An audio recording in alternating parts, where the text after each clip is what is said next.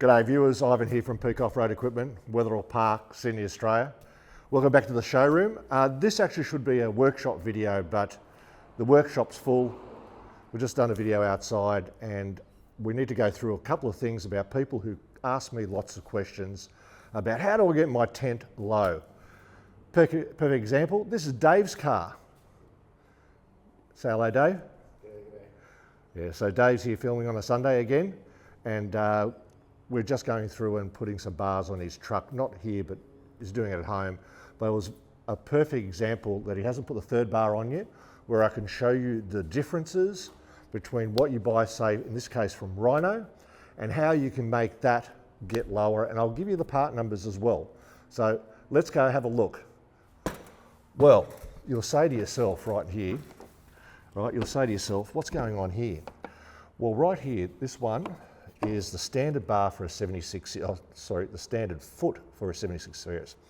This is a RL 150, so RL means Rhino leg, 150 is the height, and I'm pretty sure this is an S11, which is the clamp that they hook to. Now, all these legs are all the same. It's just the hook that's different. Now, when you get a Rhino, you'll get Rhino heavy duty bars, and this is what they're going to look like. Right, now, for us here, that's fine.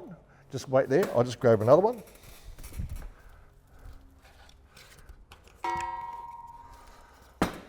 Right, I'm back. That's fine, but let's say we stick with the 76 series. So this is RL 180, oh no, 110. So this is 110, this is 150, this is a 210. You can see the height graduations. Now, all the Unistrut bars that you get from Rhino, or most Unistrut bars, are going to be 42 mil high. You can buy the Alu-Cab bar, like you can see right here, and what he's actually put on his car. Now, the problem is with the Alu-Cab bar, the bar is flat. And as you can see, a flat bar on there is no good. With the spacers come in 10 mil. We take, let me just grab one more spacer, right? So this is how the original spacer looks. So what we do is we just file these off, right? So now you can put the spacer on the spacer and onto, in this case like this, and now your flat bar can fit on. The example is here. See how that doesn't work? But yet here, right here, underneath here, it's nice and flush, right? So this is not an issue to do, per se. It's not a problem at all. One bolt still goes in, you've got two holding it, and then these two little bars here. So the whole idea, let's say, again, we've got a 76 series, RL 110 S11, which is this hook here. This is the part that clamps onto underneath here. Buy yourself, in this case, 20 mil spacers. So one of these and one of those, that's 20 mil. You add that to that, and then you have the bar of the Alu-Cab bar, which is a very strong bar. It's also only 23 mil high. So that gives you that height, and then underneath here, now you say right here, you see my fingers? Now that's 25 mil here, but in the middle of the car, it'll be like 15 millimeters. So remember, everything has to be level. So the 76 is not too bad. You don't put the bars evenly. You put the bars, one on the B pillar, one on the C pillar, and 250 mils from the end of where you want the tent. This will basically give you the best reference. Let's jump down and go to the bench, and I'll show you some other different options. Right, here we are at the bench. As you see, we're in the showroom. These, again, are the feet that we're talking about. Right? Now, the Alu-Cab bar is what you see in here. It comes at 1450 mil lengths. It's got a curved end. You can run a bolt top, bottom, and side. The front bit is for the wind, so it doesn't get you a whistle. And if you have a look at the bar side, so the next one is an extrusion that we have here. It's made by us, so we purchase the extrusion. Is a 28 mil half Unistrut. So when you look at this, it is half the width of this, right? So when you add this, for instance sake, to this, it fits straight in perfectly, right? So you can end up with a 28 mil. Again, this is a lot to do with trying to make heights up. The other option is a standard unistrut bar or a heavy duty rhino bar. Now these come in 42 mil lengths. You can buy other ones, which are higher. It can be up to, I think, 50 something millimeters.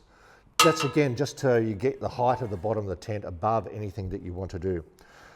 Now going back to these feet, the beauty about Rhino, it's very, very, very simple.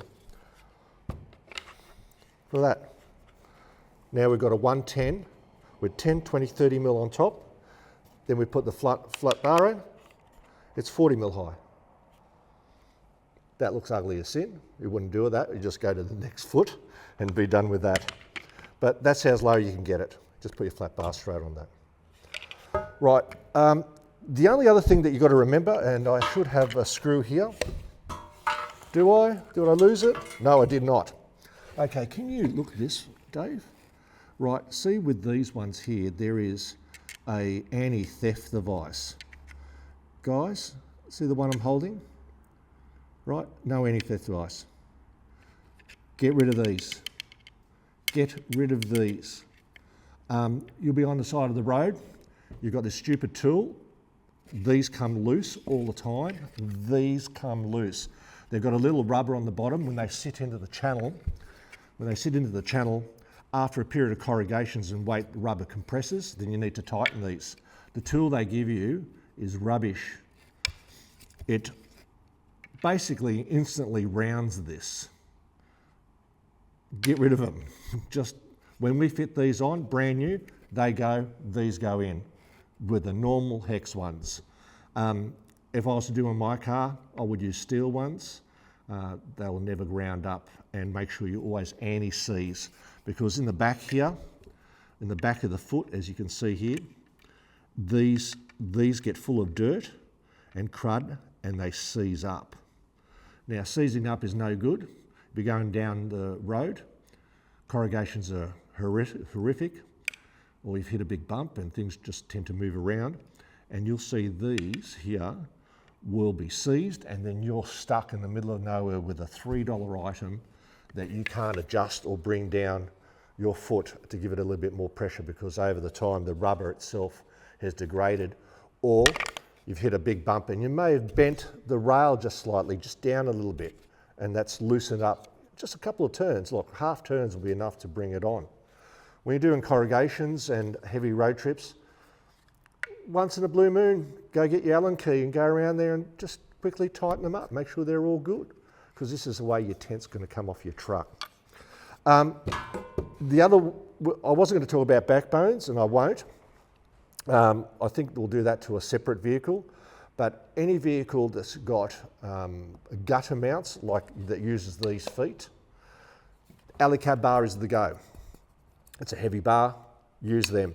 If not, same. 42 mil high, 28 mil high. Now you've just dropped it 20 mil. That's right, 42, 28, 15, 16 mil, whatever. But you've dropped it a heap just by using this bar, right? And I'm not the only one in Australia that sells this. It's quite generic. They have nice end caps on all these, so it all looks really pretty. These also come in black, great. So you can do things, but the guys who sell you the Rhino stuff, most of them don't know anything. They just say, read the thing off the book, and that's what you get. If you've got a troopy, this is how high a foot you'll get. This is the height that we do for a troopy on a rooftop tent. Just like that. So it can be done. So on a troopy, use a 76 leg RL 150 S11. You will have to, if you can see here, Dave, right, we use this as our template, but you will have to sculpt just a little bit out of this. Just there. Just have to sculpt a little bit out of this, and it will be beautiful.